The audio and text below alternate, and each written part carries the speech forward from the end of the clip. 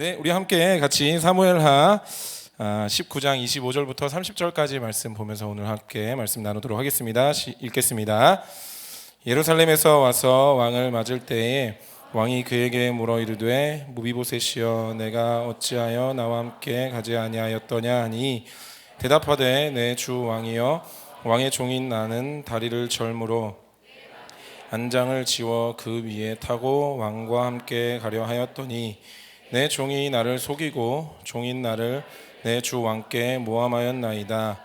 내 주 왕께서는 하나님의 사자와 같으시니 왕의 처분대로 하옵소서. 내 아버지의 온 집이 내 주 왕 앞에서는 다만 죽을 사람이 되지 아니하였나이까. 그러나 종을 왕의 상에서 음식 먹는 자 가운데에 두셨사오니 내게 아직 무슨 공의가 있어서 다시 왕께 부르짖을 수 있사오리까 하니라. 왕이 그에게 이르되 내가 어찌하여 또 내 일을 말하느냐. 내가 이르노니 너는 시바와 밭을 나누라 하니 무비보셋이 왕께 아뢰되 내 주 왕께서 평안히 왕궁에 돌아오시게 되었으니 그로 그 전부를 차지하게 하옵소서 하니라. 아멘. 여러분, 하나님의 은혜에 대해서 아십니까? 아멘. 아멘 소리가 작은 모르신다는 얘기인가요? 우리는 하나님의 은혜를 받은 사람들입니다. 아멘이시죠? 혹시 근데 이렇게 여러분에게 여쭤보고 싶은 건데, 혹시 하나님의 은혜에 대해서 지식적으로만 알고 계시지는 않는지, 아니면 우리가 그 하나님의 은혜를 받아서 하나님의 은혜로 말미암은 감사와 감격이 우리 안에 있는지, 오늘 이 질문을 좀 드리면서 오늘의 말씀을 함께 나누려고 합니다. 그래서 오늘은 오늘 우리가 함께 살펴봤던 이 무비보셋이라는 인물을 통해서 은혜 받았다면 어떻게 사는 것이 당연한 것인가, 또 은혜 받은 사람의 마음가짐은 어때야 하는가 하는 것들을 살펴보려고 합니다. 모쪼록 좀 조심스럽긴 하지만 내가 은혜에 관하여 단순히 지식으로만 알기만 하는 사람인지 아니면 은혜 받은 사람인지 깨닫게 되시는 밤이 되었으면 좋겠습니다. 아멘. 그래서 우리 모두 은혜 받은 자가 되어 하나님의 은혜로 살아가시는 은혜로운 밤 되기를 소원합니다. 아멘. 네. 그래서 오늘 그 무비보셋 이야기를 함께 나누려고 해요. 혹시 무비보셋이라는 이름을 모르시는 분 혹시 계실까요? 예, 여기서 이렇게 고개를 막 이렇게 하기가 좀 어렵죠. 무비보셋이라는 인물에 대해서 함께 좀 나누려고 하는데요. 사실 그렇게 흔한 인물은 아니에요. 그리고 다윗과 관련한 인물이기는 하지만 그 다윗과 관련한 이야기 중에서도 좀 드물게 등장하기 때문에 사실은 이렇게 별로 알려져 있는 그런 사람이 아닙니다. 어찌 보면 대단한 인물이 아니고 또 대단한 사건에 뭔가 이렇게 함께 참여했던 그런 인물이 아니기 때문에 어찌 보면 흔하디 흔한 그저 그런 우리 같은 그런 사람일 수도 있다라고 생각합니다. 그래서 이 흔하디 흔한 이 사람의 이야기를 우리가 함께 살펴보며 그 안에 있는 이 은혜를 우리가 함께 살펴보려고 할 때에 그 흔한 사람이라도 은혜를 받았다면 어떤 태도를 보여야 하는가, 흔한 사람이라도 은혜를 받았다면 어떤 태도를 보여야 하는가 하는 그런 흔한 얘기를 하고 싶습니다. 그래서 은혜를 받은 흔한 사람들의 삶, 오늘의 본문을 통해 이것을 살펴보려고 합니다. 좀 이를 위해서 이 무비보셋의 이야기를 좀 길게 오늘은 좀 함께 나눠보려고 합니다. 무비보셋의 이야기를 좀 살펴보려면 먼저 9장에서부터 좀 살펴봐야 됩니다. 왜냐하면 이 9장에서 이 무비보셋이 다윗을 만나는 장면이 나오기 때문입니다. 사실은 이제 9장 전체 내용이 다 그 내용으로 이제 편제되어 있기는 한데요. 오늘은 우리가 1절부터 8절까지만 읽고 그 내용을 함께 좀 살펴보도록 하겠습니다. 우리 사무엘하 9장 1절부터 8절 같이 읽어보도록 하겠습니다. 시작. 남은 사람이 있느냐? 내가 요나단으로 말미암아 그 사람에게 은총을 베풀리라 하니라. 사울의 집에는 종 한 사람이 있으니 그의 이름은 시바라. 그를 다윗의 앞으로 부르매 왕이 그에게 말하되 내가 시바냐 하니 이르되 당신의 종이니이다 하니라. 왕이 이르되 사울의 집에 아직도 남은 사람이 없느냐? 내가 그 사람에게 하나님의 은총을 베풀고자 하노라 하니 시바가 왕께 아뢰되 요나단의 아들 하나가 있는데 다리 저는 자니이다 하니라. 왕이 그에게 말하되 그가 어디 있느냐 하니 시바가 왕께 아뢰되 로드발 암미엘의 아들 마길의 집에 있나이다 하니라. 다윗 왕이 사람을 보내어 로드발 암미엘의 아들 마길의 집에서 그를 데려오니 사울의 손자 요나단의 아들 무비보셋이 다윗에게 나와 그 앞에 엎드려 절하매 다윗이 이르되 무비보셋이여 하니 그가 이르기를 보소서 당신의 종이니이다. 다윗이 그에게 이르되 무서워하지 말라. 내가 반드시 내 아버지 요나단으로 말미암아 내게 은총을 베풀리라. 내가 내 할아버지 사울의 모든 밭을 다 내게 도로 주겠고 또 너는 항상 내 상에서 떡을 먹을지니라 하니 그가 절하여 이르되 이 종이 무엇이기에 왕께서 죽은 개 같은 나를 돌아보시나이까 하니라. 아멘.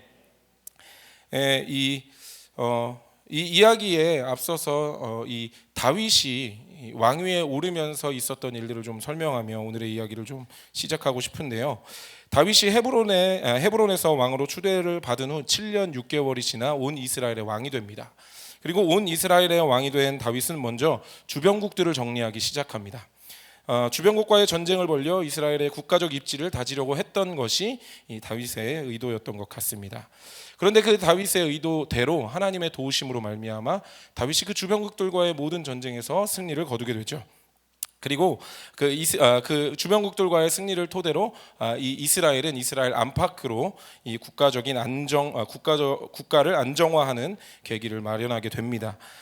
전쟁의 승리를 통해 외부적인 위협을 아마 잠재웠을 것이고 또 전쟁을 위해 군대를 편성하는 과정을 통해 국가적인 체계를 그 내적으로 안정화하는 계기가 되었을 것입니다.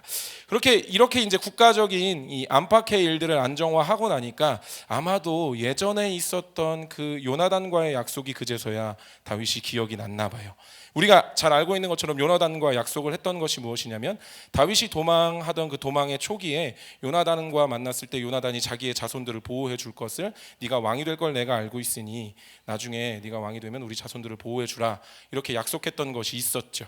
그래서 이제 그 약속이 기억이 났나 봅니다. 그래서 다윗이 신하들을 불러 이 사울의 집에 남은 자가 있는지를 알아보게 합니다. 근데 아마 신하들이 사울의 집에 남은 자가 있었는지 없었는지를 잘 몰랐나 봐요. 그래서 사울의 집에 있었던 종 중에 한 사람을 불러 사울의 집에 남은 자들이 어떤 사람들이 있는지를 물어보게 됩니다. 그 이름도 흉흉한 발음 잘해야 되는 시바. 그죠? 우리 조이랜드 아이들 이 사무엘 상하 이야기를 우리 작년에 한 해 동안 배웠는데요. 이 이름만큼 아주 잘 기억하고 있더라고요. 이름도 흉흉한 시바. 근데 이 시바가 그때 이제 등장을 하게 된 거예요. 그래서 이제 사울의 집에 또 남은 자가 누가 있는지를 막 물어봤더니 이 시바가 조금 조심스럽게 얘기를 꺼내기 시작합니다. 아마도 이게 이제 성경에는 그렇게 안 나와 있는데 좀 우물쭈물했을 거라고 저는 생각합니다. 왜냐하면 이게 그러니까 이제 왕조가 지나가고 나면 이전 왕조의 자손들은 숙청하기 마련입니다. 그러니까 죽인다는 거죠. 왜 죽이죠?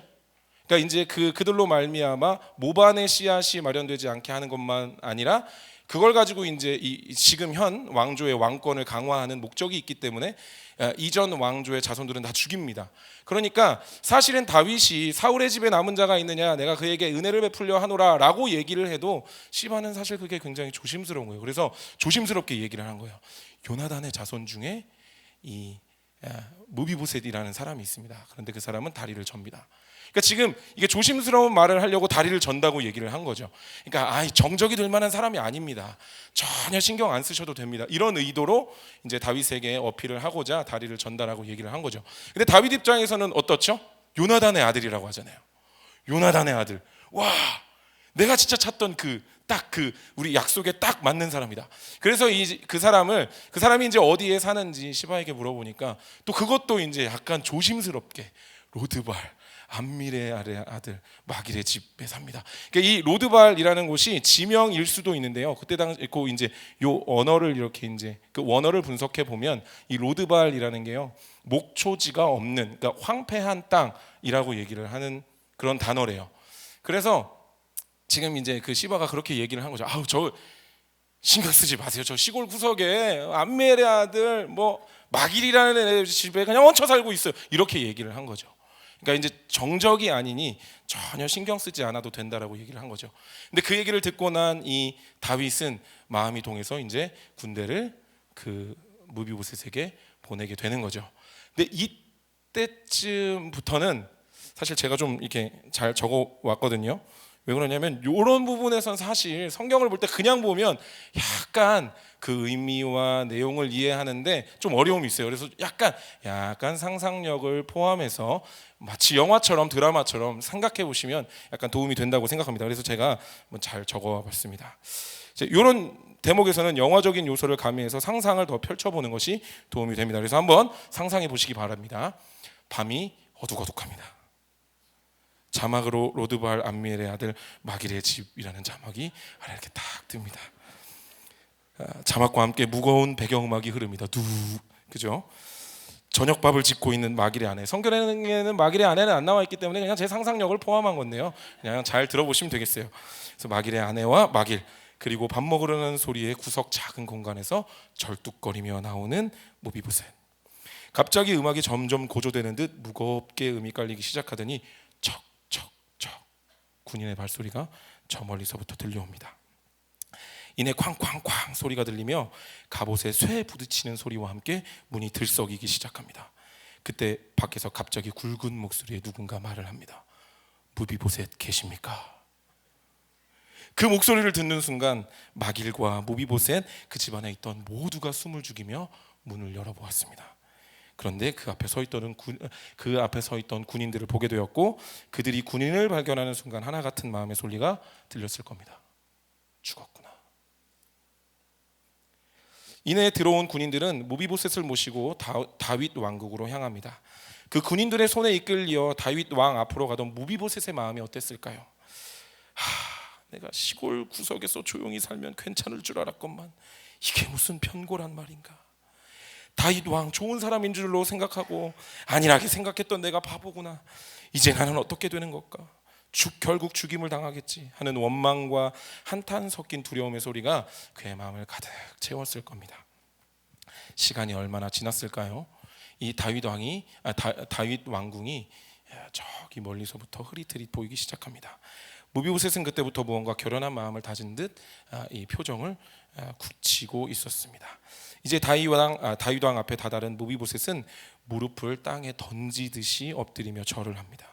한참 일어나지 못하자 무비보셋을 다윗이 나지막하게 부릅니다. 무비보셋아. 그제야 무비보셋이 큰 소리로 말합니다. 보십시오, 저는 당신의 종입니다. 다윗은 그를 향해 치근한 눈빛을 보내며 말합니다. 온화한 목소리로 말을 걸기 시작합니다. 무비보셋아, 무서워하지 말아라. 내가 너를 오늘 부른 것은 너를 죽이기 위함이 아니다. 내가 너를 부른 것은 너에게 은혜를 베풀기 위함이다. 너의 아버지 요나단과 맺은 언약을 이제야 이행할 수 있게 되었음에 감사할 따름이다. 내가 내게 은총을 베풀 것인데 내 할아버지 사울의 모든 밭을 다 내게 도로 줄 것이고 너는 항상 내 상에서 떡을 먹을 것이다. 너의 모든 신변은 내가 보호할 것이다. 그러므로 전혀 걱정하지 말고 이제 맘 편히 살아라. 여러분, 이 말을 들은 무비보셋의 마음이 어떤 마음이었을까요? 놀람, 의심, 살았나? 진짜야? 살아도 돼? 하는 이상한 안도감과 불안과 이상한 감정이 그 안에 섞여서 돌아갔을 것입니다. 그래서 그가 다윗을 향해 이렇게 말하잖아요. 죽은 개 같은 저를 왜 돌아보십니까? 죽은 개 같은 저를 왜 돌아보십니까? 약간의 한탄 섞인, 또 놀람이 섞인, 또 의심이 섞인 것 같은 그런 말을 다윗에게 뱉었던 것이죠. 이후 다윗은 사울의 종이었던 시바에게 명령해서요, 그의 모든 소유를 무비보셋에게 속하게 만들어 줍니다. 그리고 이 시바와 그의 아들들, 그의 종들까지도 전부 다 이 무비보셋을 섬기도록 하는 것이죠. 무비보셋의 삶이 일순간에 뒤바뀌었습니다. 죽을 자에서 생명을 보전받은 자로, 아무것도 없던 자에서 왕의 식탁에서 왕과 함께 식사하는 식구로 무비보셋의 삶이 일순간에 뒤바뀌어 버렸다는 거예요. 여러분, 이후에 무비보셋의 삶이 어땠을 것 같으십니까? 다윗의 상에서 식사를 함께하며 다윗의 최측근이 되어 호사를 누리는 삶으로 바뀌어버린 그의 인생, 그의 삶 어떻을까 한번 생각해 보십시오. 그리고 죽어야 하는 운명이었던 그에게 그런 삶을 허락한 다윗을 향한 이 무비보셋의 마음이 어땠을까 한번 생각해 보십시오. 아마도 그 다윗을 향한, 다윗의 은혜를 향한 무한한 감사가 있었을 것입니다. 죽임을 당해야 할 운명이 하루아침에 뒤바뀌어 왕의 식탁에서 함께 식사하는 왕의 식구가 되었으니 그 은혜를 어찌 다 말할 수 있겠습니까? 그리고 사실 이 무비보셋의 마음이 드러난 사건이 있었는데, 그게 뭐냐면 이후에 나오는 이 압살롬 반역의 때에 있었던 일들입니다. 그래서 우리가 다음 이야기로 넘어가 보며 무비보셋이 자기의 마음을 어떻게 표현했는지 함께 살펴보도록 하겠습니다. 압살롬이 반역을 일으켰습니다. 다윗은 자기 아들과 싸울 수 없으니 그를 피해 도망하게 되었죠. 그러니까 그런 도망자 다윗을 향해 많은 사람이 등을 돌리고 심지어 조롱하기도 했습니다. 사무엘하 15장에 보면 많은 사람들이 압살롬에게로 향했다라는 얘기가 있는 걸 보면 이때 당시 이스라엘의 많은 여론이 압살롬에게로 넘어갔던 것을 우리가 알 수 있습니다. 다윗은 여전히 이스라엘의 왕이었지만 아들의 반란을 피해 도망가고 있는 저무는 해와 같은 모습을 보여주었기 때문이죠. 아마도 다윗이 저물고 압살롬이 왕으로 등극하려 한다는 이상한 여론이 그 이스라엘 가운데 돌았던 것 같습니다. 다윗의 왕권이 이제 압살롬에게로 옮겨갔다는 평가와 소문이 주를 이루지 않았을까 하는 것이 저의 생각입니다. 그런데 그런 상황 속에서 버려진 다윗을 찾아 그 다윗에게로 나와 그를 도왔던 사람들이 몇몇 있었는데, 그 중에 한 명이 오늘 우리가 함께 살펴본 시바였습니다. 무비보셋의 종이었던 시바가 다윗을 도우려 두 나귀짐을 잔뜩 싣고 다윗에게로 찾아온 것이죠. 우리 그 말씀 함께 보도록 하겠습니다. 읽겠습니다. 시작. 시바가 안장 지운 두 나귀에 떡 200개와 건포도 100송이와 여름 과일 100개와 포도주 한 가죽 부대를 싣고 다윗을 맞는지라. 그러니까 지금 이 시바가 그 안장에 지운 두 나귀에 떡 200개, 건포도 100송이, 여름 과일 100개와 이 포도주 한 가죽 부대를 싣고 다윗에게로 나왔다는 거예요. 그리고 지금 여기 보면 다윗이 마루턱을 조금 지났다라고 얘기하는데, 성경학자들은 이 마루턱이 아마도 감람산을 조금 지난 거라고, 마루턱이라는 게 감람산 꼭대기를 말하는 거라고 이제 해석을 합니다. 그러면 아마 아시는 분들은 아실 거예요. 예루살렘 성과 감람산은 붙어 있습니다. 그러니까 굉장히 인접한 곳이라는 거예요. 그러니까 마루턱을 조금 지났다는 건 이 다윗이 피난하기 시작한 지 얼마 지나지 않았을 때 이 시바가 이 두 나귀의 짐을 잔뜩 싣고 다윗에게로 나왔다는 거죠. 그리고 이것을 먹고 마신 이후에 이 다윗은 이 압살롬의 위협으로부터 힘을 얻어서 벗어날 수 있게 되었습니다. 그런데 이제 다윗이 궁금한 건 이거였어요. 오케이, 시바가 온 건 알겠다 이거예요. 그럼 무비보셋 어디 있냐는 거예요. 어찌 보면 시바는 억울한 일을 당한 사람이잖아요, 그죠? 아니, 내가 다윗이 부탁해서 사울의 집을 찾아줬다가 졸지에 재산이 다 거덜나 버렸습니다, 그죠? 근데 오히려 그것을 받았던 무비보셋은 지금 코빼기도 안 베치고 있는 거예요. 그러니까 다윗이 시바에게 그렇게 질문하게 된 거죠. 사무엘하 16장 3절 말씀입니다. 네, 읽겠습니다. 시작. 시바가 왕께 아뢰되 예루살렘에 있는데 그가 말하기를 이스라엘 족속이 오늘 내 아버지의 나라를 내게 돌리리라 하나이다 하는지라. 지금 흉흉한 얘기를 지금 하고 있는 거예요. 그러니까 지금 무비보셋이 불손한 의도를 가졌다는 거예요. 이게 아니 그렇게 큰 은혜를 받았는데 이 인간이 지금 이거 지금 감사는 못할 망정 불손한 생각을 가지고 오히려 지금 이 모든 나라가 내게로 오려고 한다라는 그런 어떤 아주 불손한 생각을 가졌던 것이죠.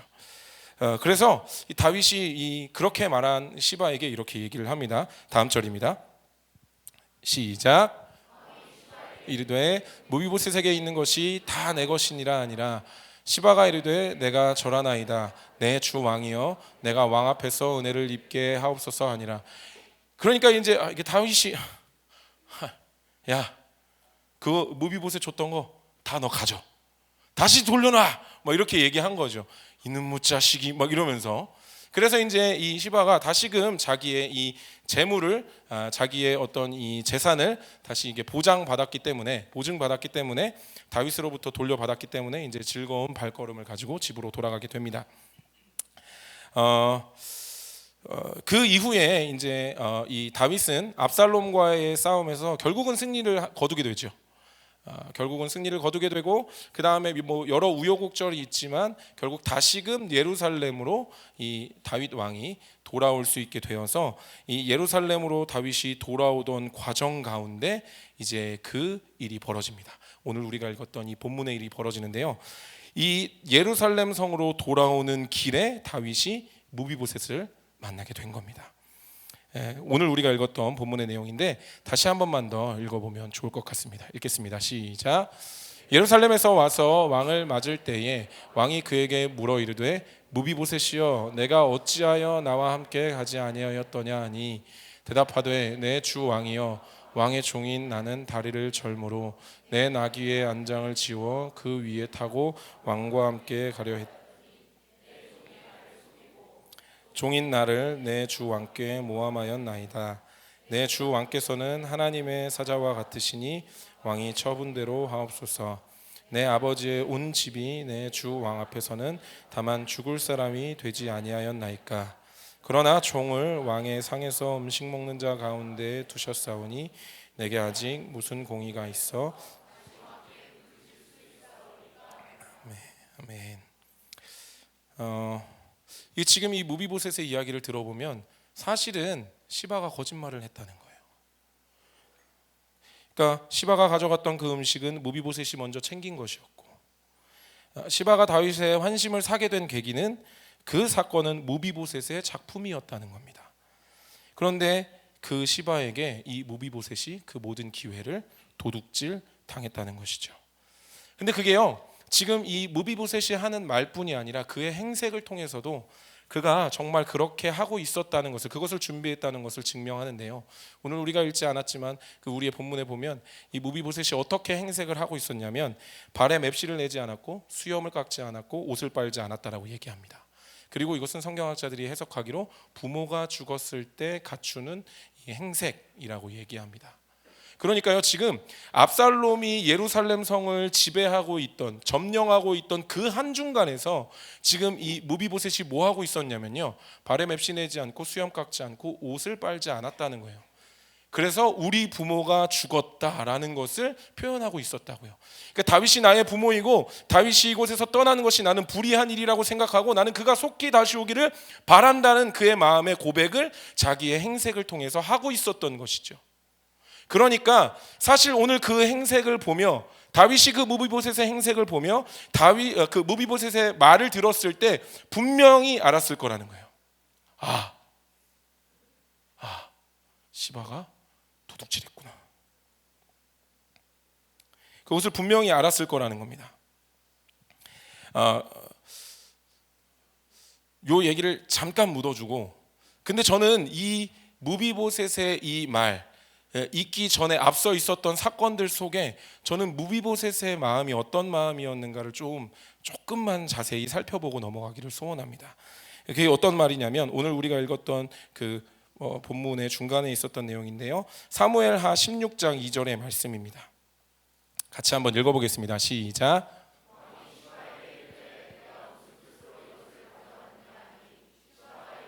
나귀는 왕의 가족들이 타게 하고 떡과 과일은 청년들이 먹게 하고 포도주는 들에서 피곤한 자들에게 마시게 하려 함이니이다. 아멘. 시바가 이렇게 가져오긴 했지만 사실 이게 무비보셋의 마음이었다는 거예요. 무비보셋이 그때 계획했던 마음이 이 마음이었다는 거예요. 나귀는 왕의 가족들이 타게 하고 떡과 과일은 청년들이 먹게 하고 포도주는 들에서 피곤한 자들에게 마시게 하려 했다. 근데 여러분 한번 생각해 보십시오.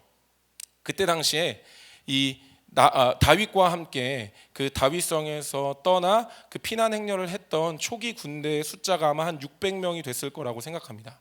그러면 이 시바가 가져왔던 이 재물들, 그러니까 이 음식들, 요걸 숫자들을 자세히 살펴보면 그때 당시에 그 군대의 수가 먹고 빠르게 해치우고 도망가기에 굉장히 적절한 수라는 것을 알 수가 있습니다. 그죠? 그리고 심지어 우리가 봤던 것처럼 이게 마루턱이 조금 지났을 때 이 음식을 가져왔기 때문에 이 음식을 조달해 온 시간이 굉장히 빨랐다는 것을 알 수 있는 거죠. 보십시오. 사실은 도둑질 당했던 무비보셋의 마음이 이 마음이었다는 거예요.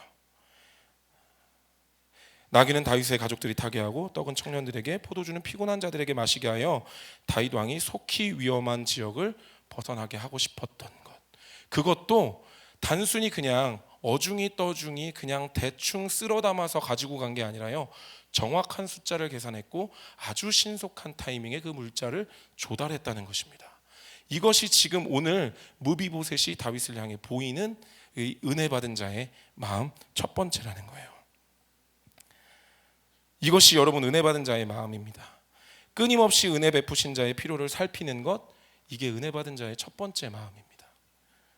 관심을 두고 그가 지금 무엇을 원하시는가, 지금 그가 어떻게 하고 계시는가 끊임없이 살피며 그의 필요에 맞춰 움직이고자 하는 마음, 이것이 은혜 받은 자의 마음이라는 겁니다. 왜 그럴까요? 왜 그럴까요? 내게 은혜를 베푸신 자의 그 은혜를 내가 어떻게라도 갚고 싶은 것이 은혜 받은 자의 마음이기 때문에 그렇습니다. 내게 은혜 베푸신 자에게 어떻게라도 그 은혜를 갚고 싶은 것이 그 은혜 받은 자의 마음이었다는 거예요. 그러니까 그 무비보셋이 뭐 했냐면요, 내가 정말 가진 게 없고 내가 정말 할 수 있는 게 아무것도 없어서 내가 다윗 왕에게 뭐 하나 드릴 게 하나 없지만 내가 언젠가 어느 순간인가 다윗 왕이 뭔가 필요하실 때 내가 저분에게 어떻게든 이 은혜를 갚으리라 하는 마음으로 계속 다윗 왕을 주목하고 있었다는 거예요. 다윗 왕 뭐가 필요하실까? 다윗 왕 뭐가 필요하실까? 그걸 그냥 눈에 불을 켜고 계속 주목하고 있었다는 거예요. 그러니까 다윗 왕이 이 성에서 벗어나 피난 행렬에 이르를 때 혹은 이르르기 전에 이미 그 물자들을 공수해서 준비하고, 그리고 그 마루턱이 지나기 전에 그가 당도할 수 있도록 빠르게 준비해서 그 나귀를 준비해서 출발하지 않았겠습니까? 출발하려고 하지 않았겠습니까? 물론 시바에게 도둑질을 맞았긴 했지만 이 무비보셋의 마음은 이 마음이었다는 거예요.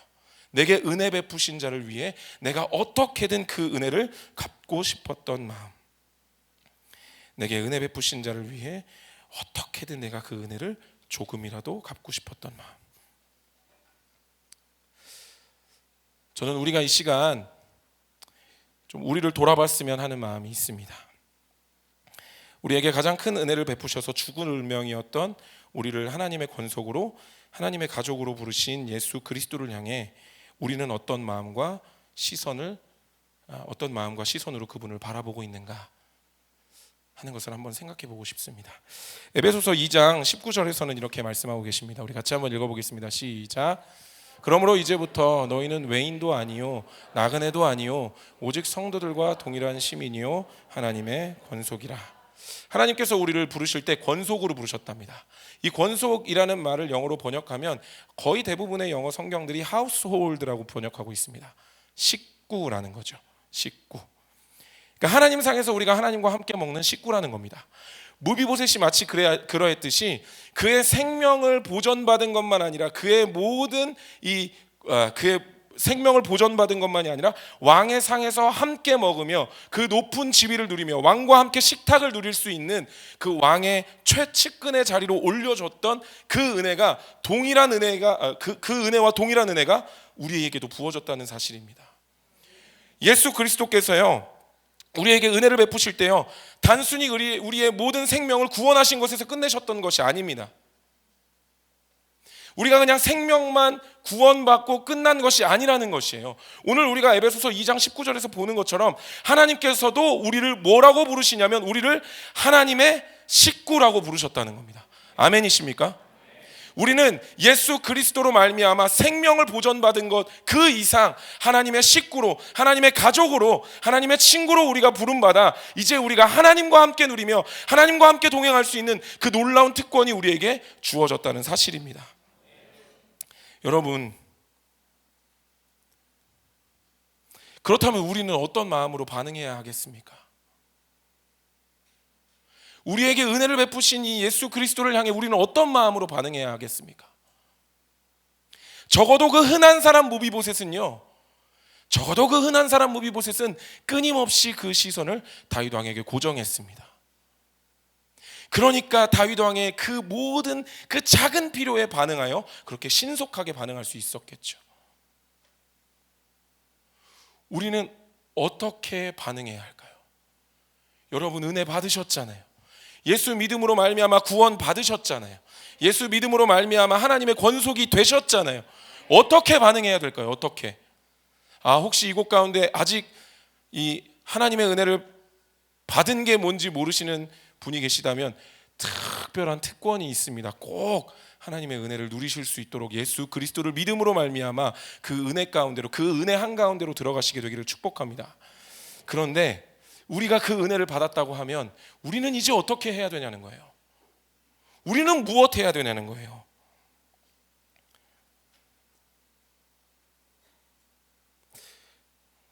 다윗 왕이 그랬던 것처럼 그러니까 다윗 왕을 바라보는 무비보셋이 그랬던 것처럼 사실 우리도 그렇습니다.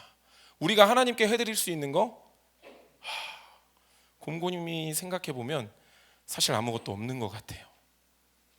사실 아무것도 없는 것 같아요. 하나님 너무 위대하시고 하나님 너무 대단하시고 하나님 부족함이 없으시고 하나님 필요가 없으실 것 같은 그 완벽하신 그 위대하신 그 하나님 앞에 우리가 할 수 있는 게 무엇이 있을까?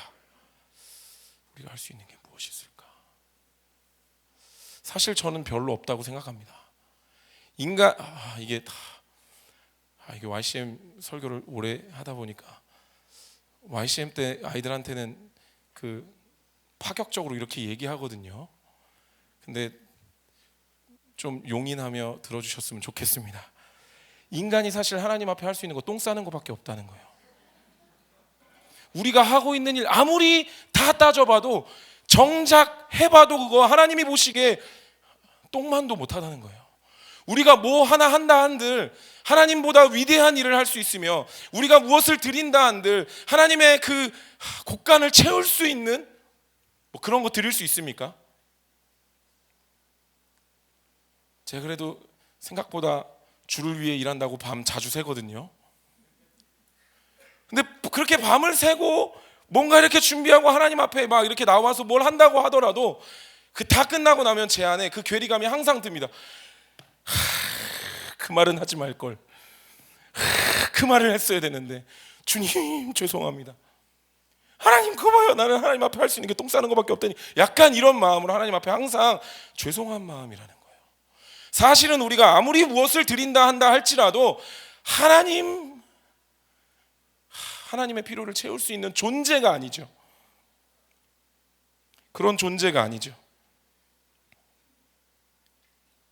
그런데 놀라운 사실은 무엇이냐면 그런 연약하고 미약한 그 존재마저도 사실은 하나님은 하나님의 일을 하시기 위해 사람을 부르실 때가 있다는 겁니다. 우리가 이사야서를 보면서 알잖아요. 누가 우리를 위해 갈고 누가 우리를 위해 갈고. 그때 이사야가 어떻게 반응했습니까? 주님 제가 여기 있사오니 저를 보내주십시오. 주님 제가 여기 있습니다. 주님 제가 여기 있습니다. 하나님 그 이사야를 보시면 어떤 마음이셨을까요?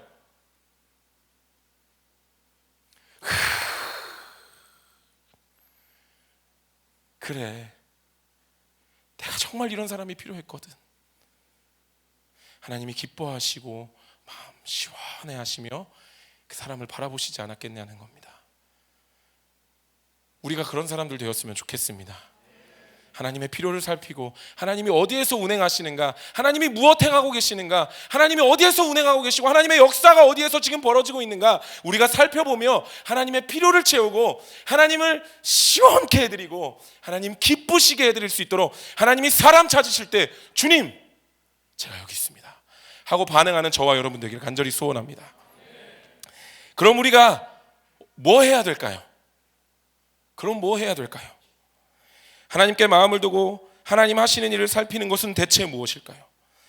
하나님께서 세상을 어떻게 운영하시는지 세계 정세와 국내 동향을 살피고 그리고 역사의 흐름과 문화적 흐름을 그 거대한 것을 살피는 것이 중요할 수도 있습니다. 그런데 저는 오늘 이렇게 말씀드리고 싶습니다.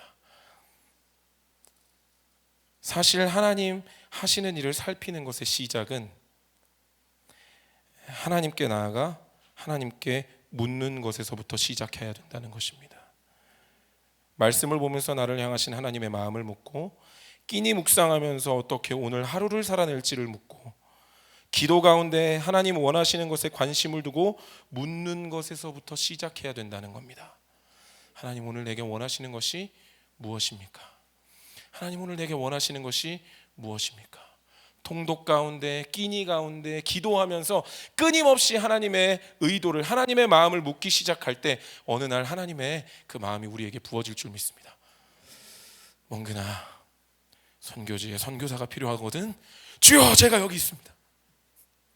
멍근아, 저기에 베드로와 같은 사람 낚는 어부가 필요하거든. 주님, 제가 여기 있습니다. 저기 일터에 가서 요셉과 같이 프로페셔널하게 그 일터를 섬길 일터 사역자, 그곳에서 복음을 가지고 살아낼 사역자가 필요하거든. 주님, 제가 여기 있습니다. 내가 열방을 경영하기 위해서 한마디 기도라도 해줄 사람이 필요하거든. 그렇게 부르실 때 주님, 제가 여기 있습니다. 이렇게 반응할 수 있는 건 오늘 우리가 한 걸음 한 걸음 그 말씀 가운데, 끼니 가운데, 기도 가운데 하나님의 의중을 묻기 시작할 때부터 시작된다라고 믿습니다. 아멘. 그렇게 하나님의 말씀에 온전히 시선을 고정해서 우리 하나님 뭐가 필요하신가, 내게 은혜를 베푸신 그 은혜를 내가 어떻게 하나라도 갚을 수 있을까, 그 마음을 가지고 그 은혜 받은 자의 삶을 살아가는 저와 여러분 되기를 간절히 소원합니다. 그 무비보셋의 이야기가 여기서 마치지 않았기 때문에 은혜 받은 자의 마음 두 번째 조금만 더 살펴보도록 하겠습니다. 조금만 더 살펴보면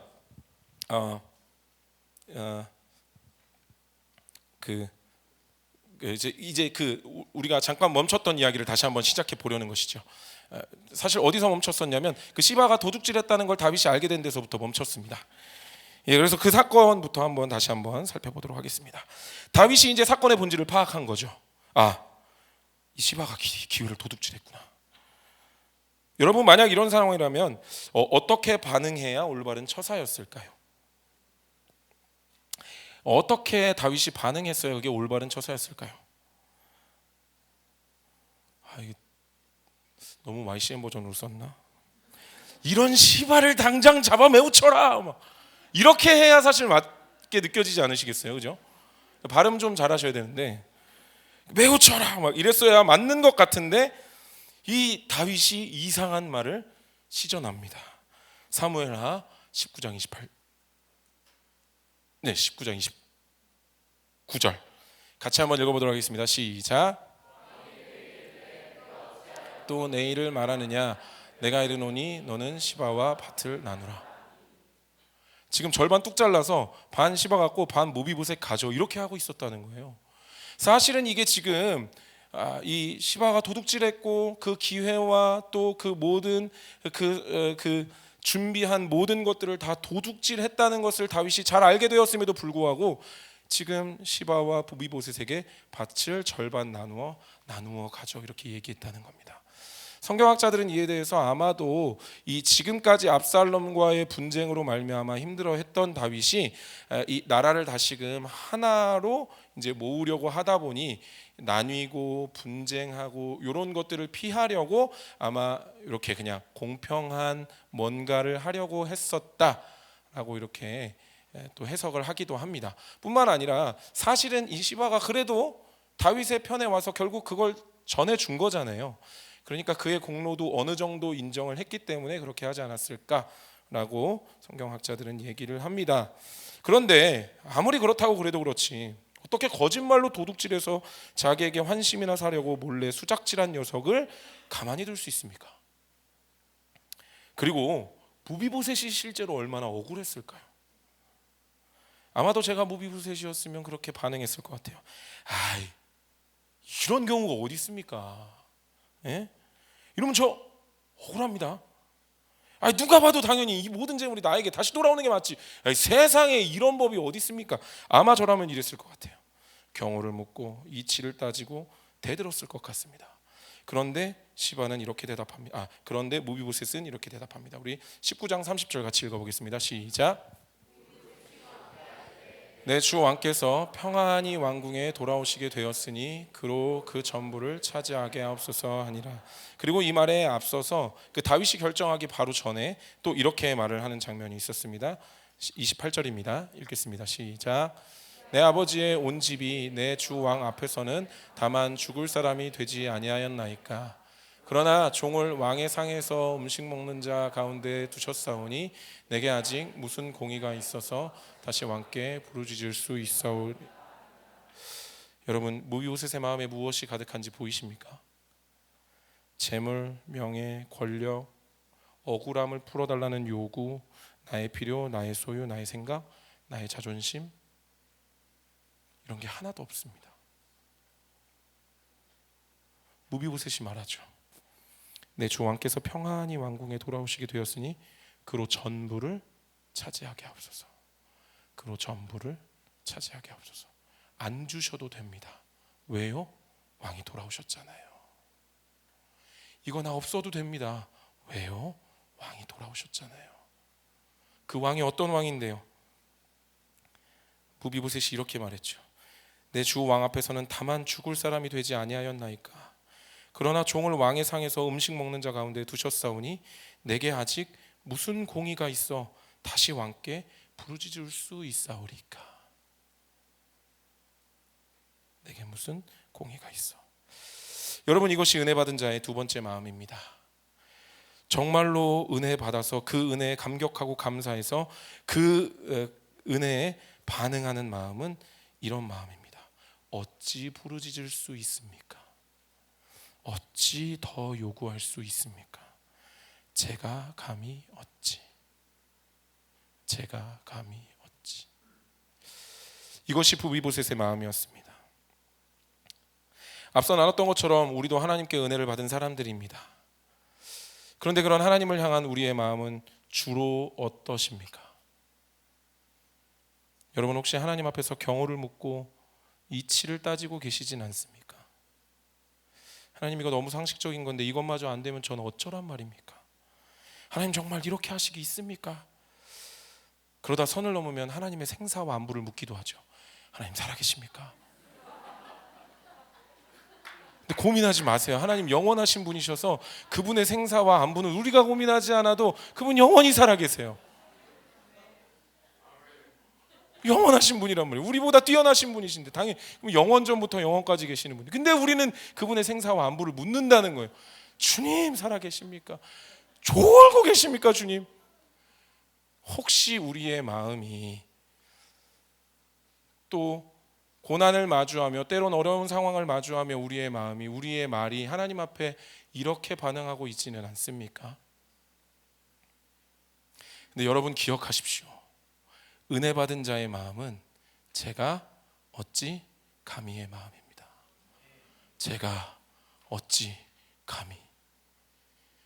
하나님, 제가 어찌 감히. 여러분 생각해 보십시오. 다윗이 무비보셋에게 허락해 준 구원은 그의 생명을 보장하는 다윗의 말뿐인 약속이었습니다.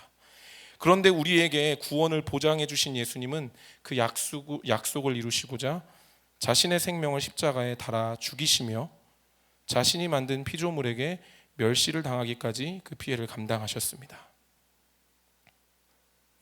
그렇게 하시며 우리의 구원, 하나님의 권속됨, 하나님의 식구됨, 그것에 관한 약속을 보장하셨습니다.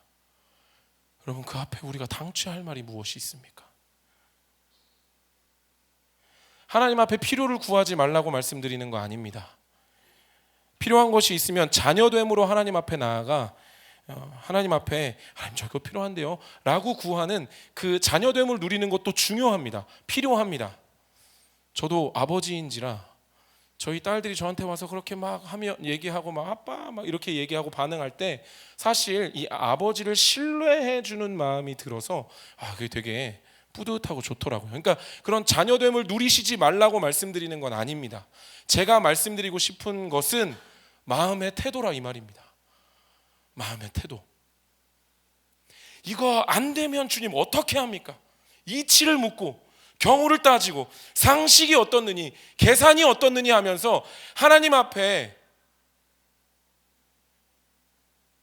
그 하나님의 은혜 앞에 감사와 감격의 마음은 어디에다 제쳐두고 그저 내 거, 그저 나의 소유, 그저 나의 필요, 그저 나의 자존심 하나님 앞에 혹시 주장하고 계시지는 않느냐는 것입니다.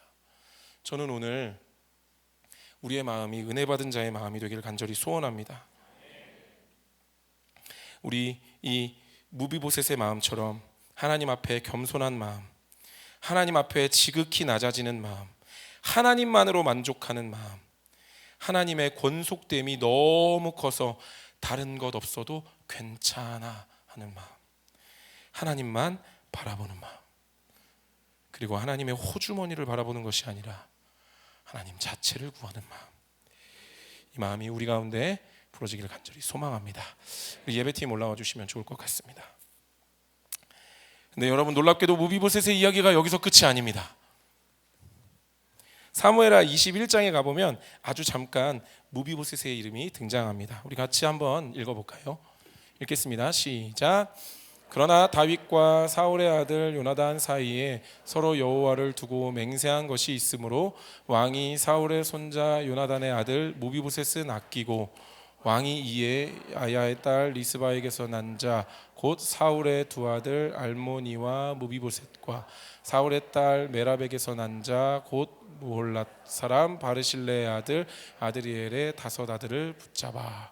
여기 보면 이게 무비보셋이 나오는데 8절에 나오는 무비보셋은 사울의 아들 무비보셋이기 때문에 다른 인물입니다. 여기 보면 무비보셋의 이름이 나오는데요. 이게 어떤 배경에서 나오는 이야기냐면 이 이스라엘 땅에 3년간의 기근이 있었습니다. 그래서 이것을 하나님 앞에 물었어요. 그랬더니 왜 이런 일이 일어났냐라고 물었더니 사울이 기브온 사람들을 죽인 일로 말미암아 이 일이 벌어졌다라는 것이 결론이 지어졌습니다. 그래서 기브온 사람들에게 가가지고 이게 어떻게 우리가 어떻게 하면 너희가 이 원한을 풀 수 있냐라고 했더니 그러면 사울의 자손 중에 7명을 달라라고 얘기를 한 것입니다. 그런데 이 사울의 자손 7명을 내어줄 때 다윗이 지금 보면 이 무비보셋, 요나단의 아들 무비보셋을 굉장히 아끼는 장면을 볼 수 있습니다. 21장 7절에 보면 사울의 손자 요나단의 아들 무비보셋은 아끼고 그리고 나머지 8절에 나오는 7명의 사람들을 보냈다는 겁니다. 여러분, 이 말씀은 많은 성경학자들이 해석하기로 아마도 압살롬 반역 사건 이전에 일어난 사건일 거라고 성경학자들이 해석합니다. 정황상 그리고 또 그 성경 이외의 역사 기록물 상으로 볼 때 그 기근이 일어났던 시기가 아마도 압살롬 반역 이전이었을 거라고 얘기합니다.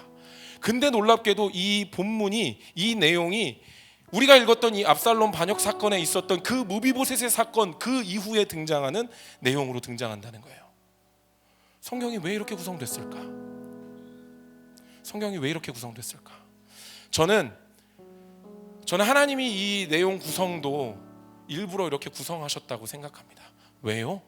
다윗이 이 이후에 압살롬 사건 이후에 얼마나 무비보셋을 아꼈는가 하는 것을 보여주고자, 물론 이전에 있었던 사건이지만 마치 이후에 있었던 것처럼 등장시켜 다윗이 그를 아끼고 있었다는 사실을 보여주려고 했다라고 저는 생각합니다. 여러분 한번 생각해 보십시오. 다윗의 이상한 판결로 인해 무비보셋은 사실 빈털터리가 되었습니다. 나누라고 했더니 다 주라고 했어요. 그래서 무비보셋의 삶은 빈털터리가 되었습니다. 그럼 빈털터리가 된 이 무비보셋 누가 책임져야 될까요? 다윗의 책임이 있는 거잖아요. 다윗이 그 인생을 책임져야 하는 부담을 가지고 다윗이 아마 그 무비보셋의 인생을 책임졌을 것입니다. 그리고 오늘 우리가 방금 읽었던 이 21장의 내용이 그것을 증명하듯이 아마 하나님이 넣어주신 분문이라고 저는 생각합니다. 저는 소원합니다. 우리 모두의 인생이 하나님께서 부담 갖고 챙기실 만한 인생이 되었으면 좋겠습니다. 하나님, 주님밖에 없어요. 난 진짜 주님밖에 없어요. 나 다른 거 다 필요 없어요. 난 주님만 있으면 됩니다. 얘야, 이렇게 살면 야, 이 험한 세상에 너 어떻게 살아갈라 그래. 하나님이 이렇게 챙기시는 인생. 하나님 됐습니다. 전 주님이면 됩니다. 이렇게 반응할 때 야, 내가 너 챙기지 않으면 누가 챙기니 하는 하나님이 챙기실 만한 인생, 우리 인생이 그 인생이 되었으면 좋겠습니다. 이렇게 말하면 어떤 분들은 혹 이런 생각하실까 봐 말씀드립니다. 다 드리면 30배, 60배, 100배 열매를 맺게 하실 겁니다 라는 말씀이 성경에 쓰여 있기는 합니다. 그런데 그 말씀을 그 기복 신앙적 해석의 저열한 논리로 그것을 해석하고 설명하려는 것이 아닙니다. 은혜 받았다면 이렇게 사는 게 맞으니 소유욕을 내려놓으시고 포기하세요. 그게 고상한 믿음입니다 라고 말씀드리고 싶은 것도 아닙니다. 그런 무소유를 말하려는 것도 아닙니다. 저는 오늘 무비보셋의 마음을 보며 은혜 받은 자의 마음이 어떠한 것인가 함께 살펴보고 싶었습니다. 은혜가 우리 안에서 살아서 작용하고 있다면 우리도 이와 같은 마음이어야 하지 않겠는가 하는 것을 말씀드리고 싶었습니다. 예수님 우리를 위해 물과 피 다 쏟으시고 그의 생명으로 우리를 구원하셨습니다. 그리고 그 값으로 구원받은 우리에게 하나님의 권속되는, 하나님의 식구되는 놀라운 은혜를 우리에게 허락해 주셨습니다. 그 은혜까지 얹어주신 겁니다. 이 은혜 앞에 우리 어떤 마음의 태도를 가져야 할까요? 어떤 마음을 우리가 품을 때 하나님 기뻐하실까요? 저는 말할 수 있습니다. 어찌 제가 감히 주님, 어찌 제가 감히 주님께 더 요구할 면목이 없습니다. 주님, 우리가 이렇게 반응하기 시작할 때 우리 가운데 이 무비보셋이 가졌던 마음이 풀어질 줄 믿습니다. 겸손한 마음이 풀어지게 될 줄 믿습니다. 또 하나님께만 모든 관심과 마음을 집중해서 그 하나님이 지금 무엇을 원하고 계시는지 그 하나님의 필요를 살피는 눈이 활짝 열리게 될 줄 믿습니다. 그래서 하나님 원하시는 곳 어디든 하나님의 마음을 시원케 하고자 달려나갈 준비가 되어 있어 하나님이 누가 우리를 위해 갈까 하고 부르실 때 주님 저요, 저 여기 있습니다, 제가 갈게요 반응할 수 있는 우리 되길 간절히 소원합니다. 우리 은혜 받은 자의 이 두 가지 마음, 하나님의 마음을 살피는 마음, 제가 감히 어찌하는 마음, 오늘 우리 가운데 풀어지길 간절히 소원합니다. 우리 자리에서 일어나셔서 함께 기도하시겠습니다.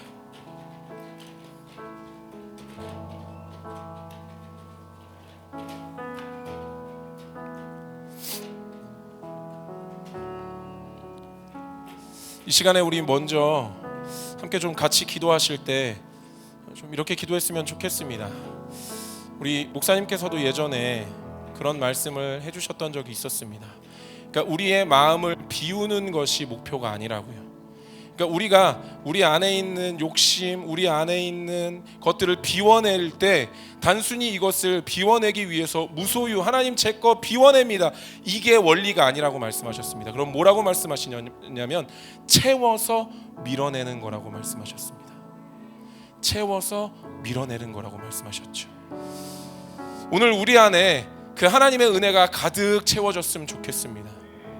우리 안에 하나님의 은혜가 가득해서 하나님의 은혜 외에는 다른 것 아무것도 보이지 않는 마음, 우리 안에 충만해지길 간절히 소원합니다.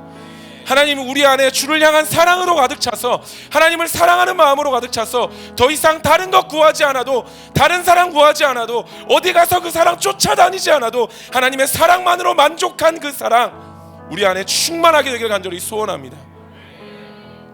우리 이것을 위해서 함께 좀 기도하실 때 우리 성령님을 구하며 함께 기도하기를 소원합니다. 성령님, 오늘 우리 마음 가운데 찾아와 주셔서 하나님의 은혜로, 하나님을 향한 사랑으로, 하나님의 놀라운 역사로 오직 성령님의 임재로 가득 채워주십시오. 그래서 우리 안에 다른 마음, 다른 시선, 다른 관점, 나의 소유, 나의 필요, 나의 자존심, 이게 가득 차 있는 게 아니라 오직 하나님, 주님으로 만족하고 주님으로 가득 채워진 마음 될 수 있도록 성령 하나님 역사하여 주시옵소서. 이 마음 가지고 함께 기도하실 때 우리 주여 한번 무릎 꿇고 간절하게 함께 기도하며 나가도록 하겠습니다. 기도하겠습니다. 주여,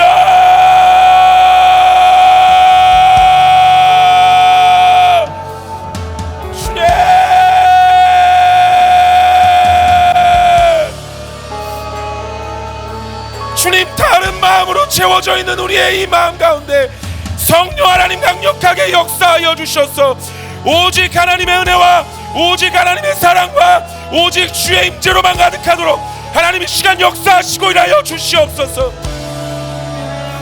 성령 하나님을 구합니다. 성령 하나님을 구합니다. 주님,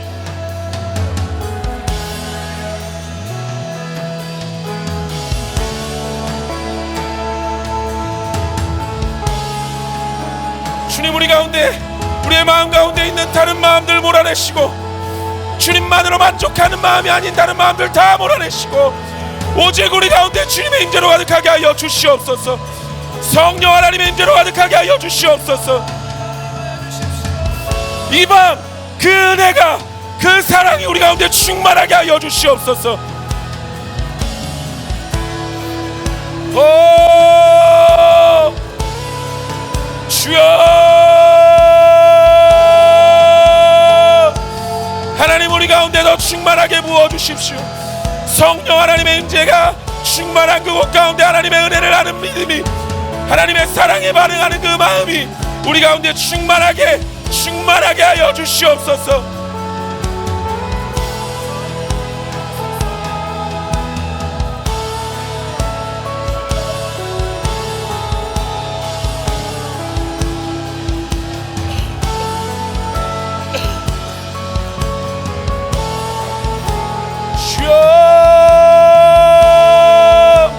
주님만으로 충만한 우리 되게 하여 주십시오.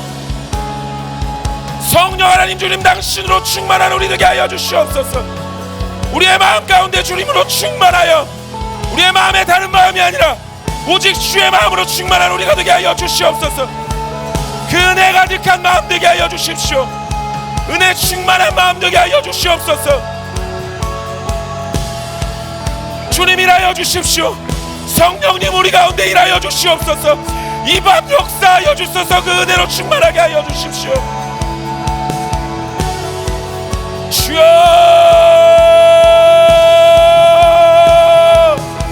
주여,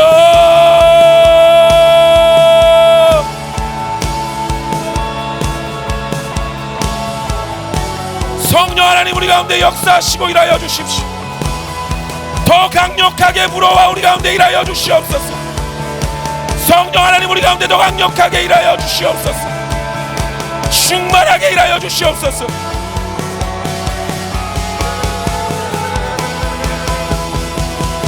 주여,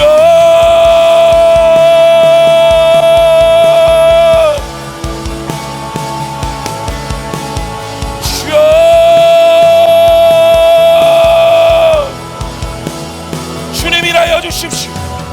주님 일하여 주십시오. 주님 우리의 마음 가운데 있는 혹여 다른 마음이 있다면 주님 성령 하나님의 충만한 임재 가운데 그 모든 것 몰아내시고 주님의 임재와 은혜로 충만하게 하여 주시옵소서. 주님 이 시간 이 밤 우리가 주님을 구합니다. 하나님 이 밤 우리가 주님을 더 구합니다. 하나님 이 밤 우리가 주님을 더 원합니다. 하나님 우리가 더 원합니다. 하나님 우리가 더 원합니다. 주님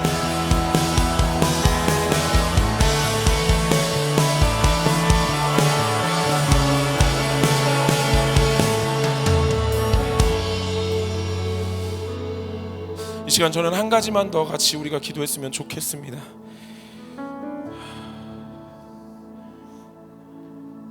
특별히 이 시간 하나님 앞에 우리가 좀 고백했으면 좋겠는 것은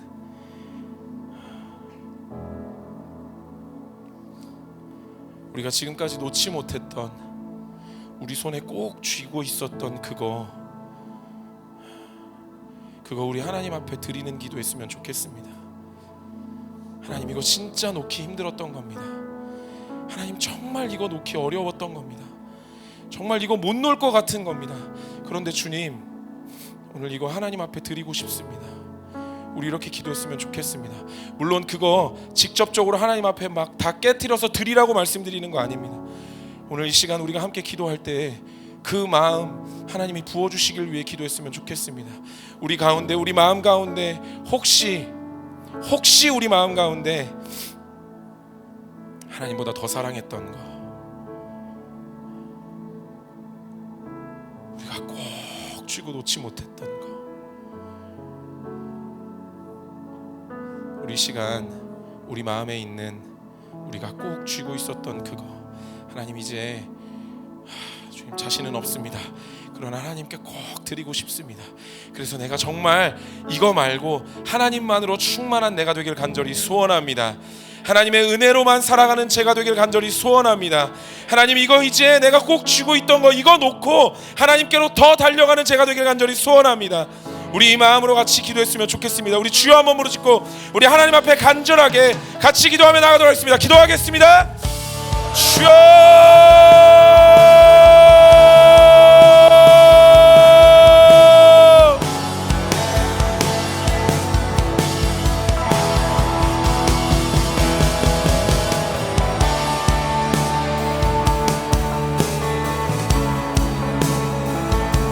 하나님, 우리가 꼭 쥐고 있었던 것 있습니다.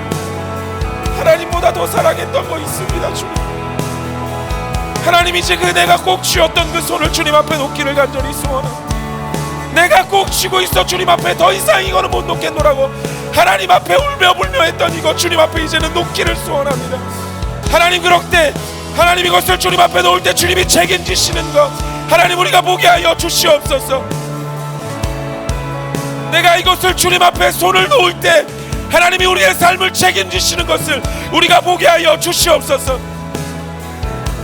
주님,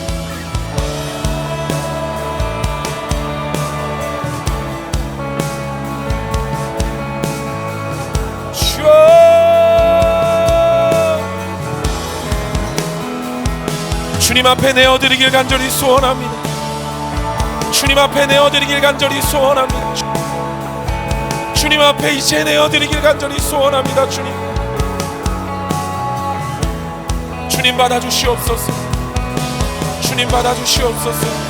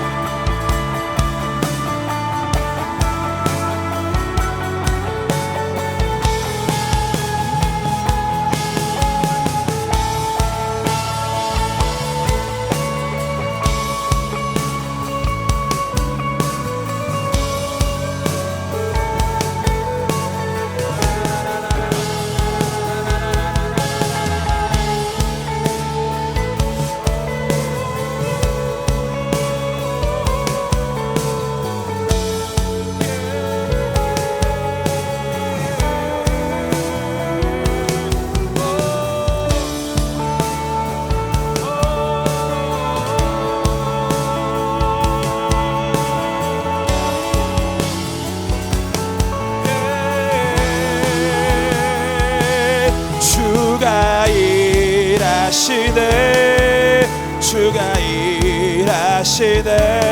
주께 아끼지 않는 자에게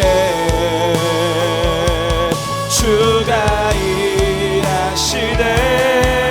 주가 일하시네. 신뢰하며 걷는 자에게 주가 일하시네. 주가 일하시네. 주께 아끼지 않는 자에게 주가 일하시네. 주가 일하시네. 신뢰하며 걷는 자에게 주가 일하시네. 주가 일하시네. 주께 아끼지 않는 자에게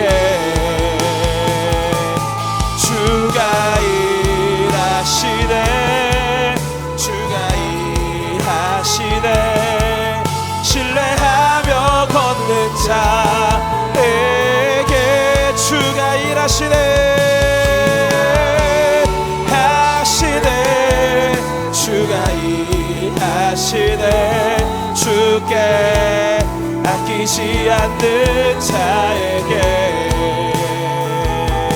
주가 일하시네 주가 일하시네 신뢰하며 걷는 자에 주가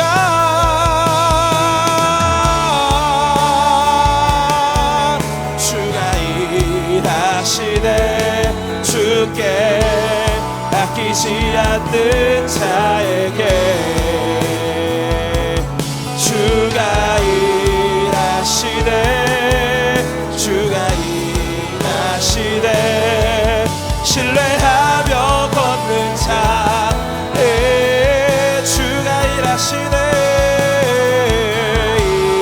일하시네 주가 일하시네 주께 아끼지 않는 자에게 주가 일하시네 주가 일하시네 신뢰하며 걷는 자에 주가 일하시네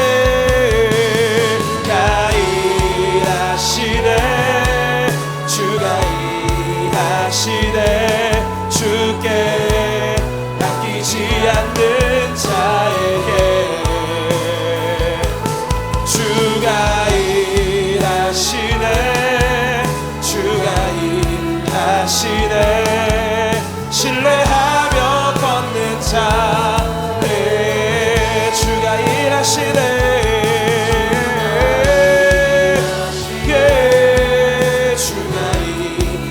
하시네 주께 아끼지 않는 자에게 주가 일하시네 주가 일하시네 신뢰하며 걷는 자에게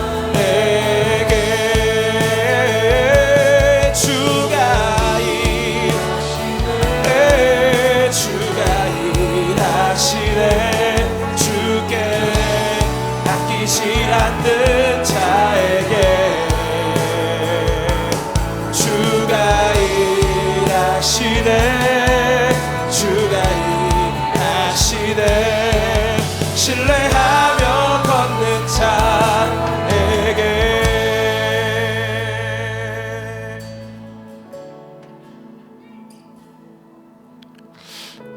말씀을 듣다가 얼마나 속으로 회개했는지 제가 툭하면 하나님의 생사 여부를 물어봤거든요.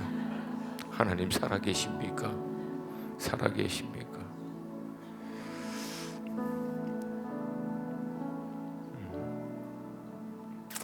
여러분 우리 이미 받은 은혜로 족합니다. 기도하는 가운데 성령님께서 좀 주시는 성경 구절이 있어서 이거 같이 한번 좀 읽고 디모데후서 3장 1절부터 5절 디모데후서 3장 1절부터 5절 우리 한 목소리 좀 같이 읽었으면 좋겠는데 준비될까요? 오케이.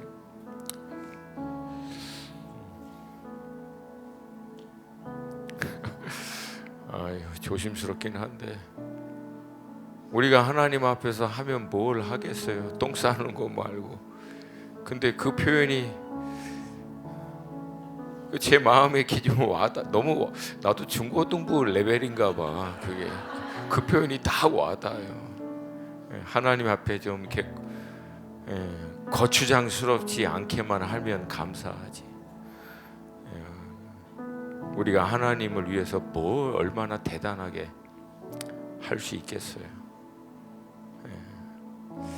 우리 함께 이 말씀 한 목소리로 같이 좀 읽습니다. 시작.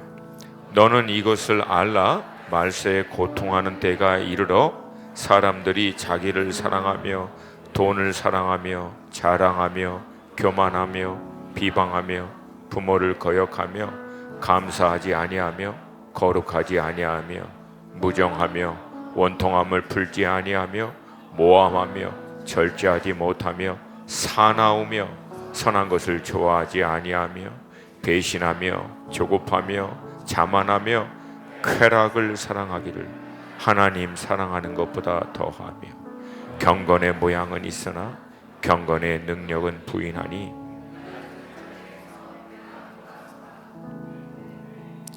이 같은 자에게서 내가 돌아서라. 마지막 쾌락을 사랑하기를 하나님 사랑하는 것보다 더하며. 결국 우리 믿음의 삶의 모든 싸움의 핵심은 여러분 자기 중심인 것 같아요. 그래서 예수님께서 자기를 따라오려고 하는 자들에게 요구하신 것은 사실 딱 하나죠. 자기 자신을 부인하고.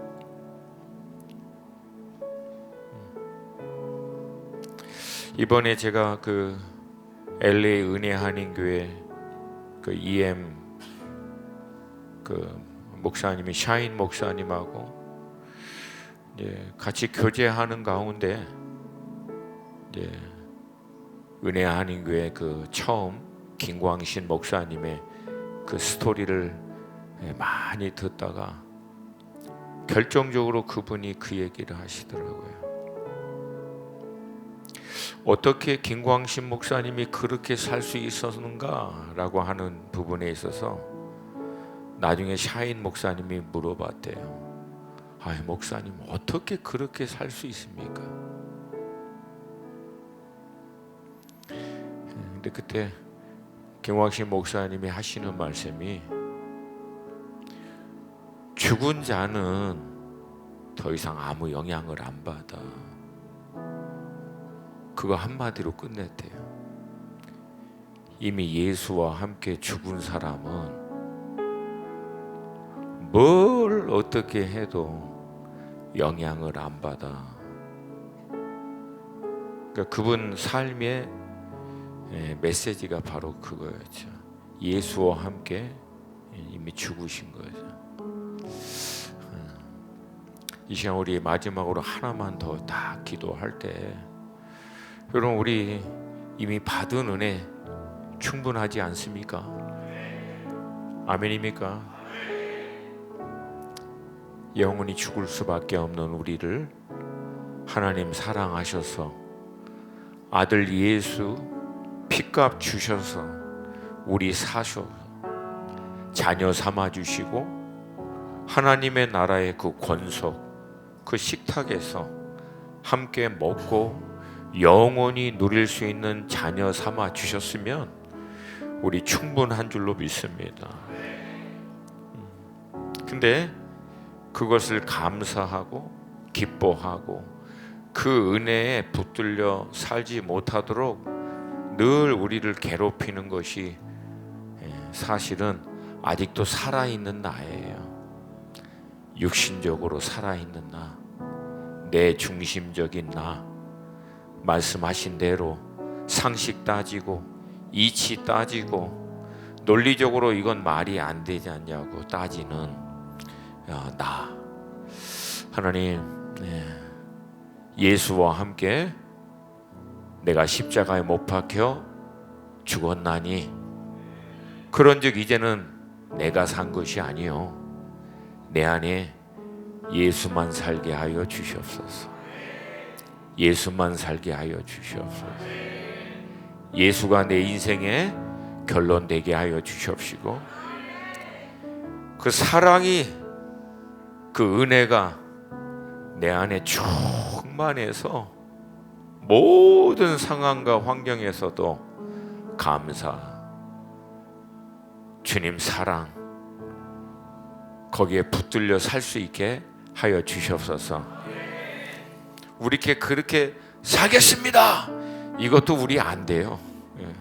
내가 하면 할수록 알게 됐어요. 이게 안 돼요. 우리는 하나님 은혜 주셔서 그 은혜가 나를 압도하게 하여 주셔서 그 은혜로 내 것 더 이상 안 보이게 하여 주시옵시고 그 은혜로 늘 감사하며 기뻐하며 찬양하며 주님의 기뻐하시는 선하시고 기뻐하시고 온전하신 뜻이 무엇인지 늘 주님의 그 뜻을 쫓아 일평생 살 수 있게 그렇게 우리를 인도하여 주시옵소서. 성령님 내 안에 그 갈망을 부어 주시옵소서.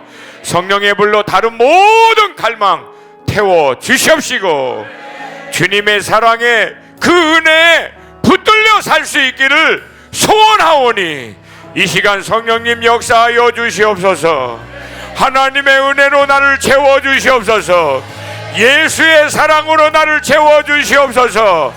두 손 들고 주님의 이름 부르며 기도합니다. 주여!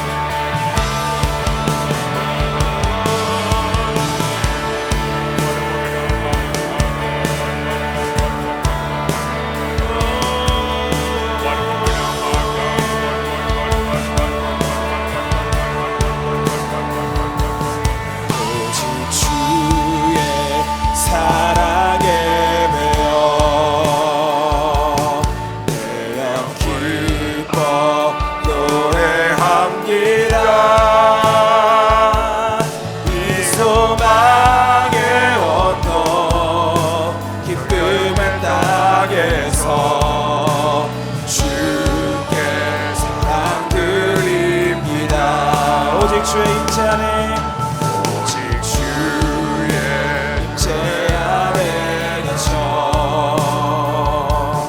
내 영 기뻐 찬양합니다. 이 소명의 언덕 거룩한 땅에서 주께 경배드립니다. 주 주께서 주신 모든 은혜 나는 말할 수 없네. 내 영혼 즐거이 주 따르렵니다. 주께 내 삶들이 오직 주의 사랑에 매여 사랑에 매여 내 영 기뻐 노래합니다. 이 소망의 언덕 기쁨의 땅에서 주께 사랑 드립니다. 오직 주의 임재 안에 갇혀 내 영 기뻐 찬양합니다. 이 소명의 언덕 거룩한 땅에서 주께 경배드립니다. 주께서 주신 모든 은혜 나는 말할 수 없네. 내 영혼 즐거이 주 따르렵니다. 주께 내 삶 드립니다. 주께서 주신 모든 은혜 나는 말할 수 없네. 내 영혼 즐거이 주 따르렵니다.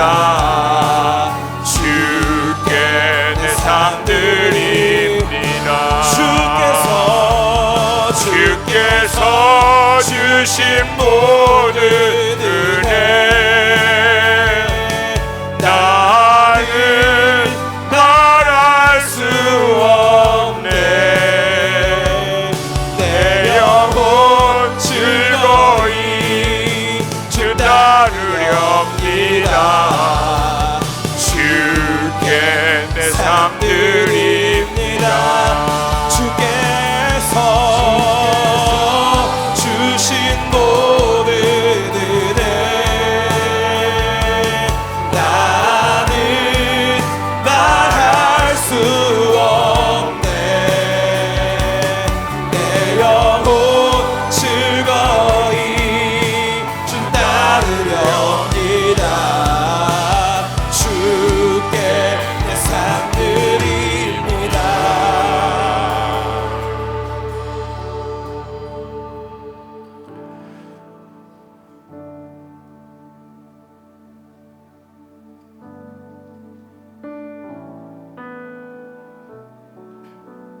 주님, 이미 우리가 받은 은혜가 충분함을 고백드립니다.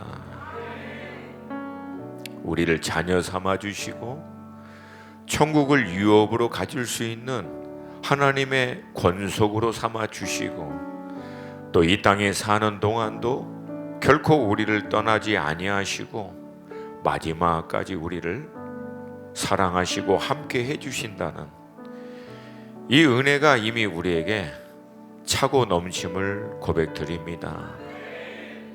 이 은혜를 순간순간 있게 만드는 우리 안에 있는 모든 나 중심적인 것, 나사렛 예수의 이름으로 다 끊어지게 하여 주시옵시고, 우리 안에 우리 스스로도 주체할 수 없는 압도적인 하나님의 은혜와 사랑으로 우리를 풍성하게 채워주셔서 즐거이 노래하게 하여 주시옵시고, 날마다 감사하게 하여 주시옵시고, 찬송하게 하여 주시옵시고, 주님의 마음을 어떻게 시원케 해드릴까 살피게 하여 주시옵시고 평생 주님과 동행하며 그 감사와 은혜로 마음껏 누리고 흘러보낼 수 있는 우리 모든 믿음의 사람들 되게 하여 주시옵소서.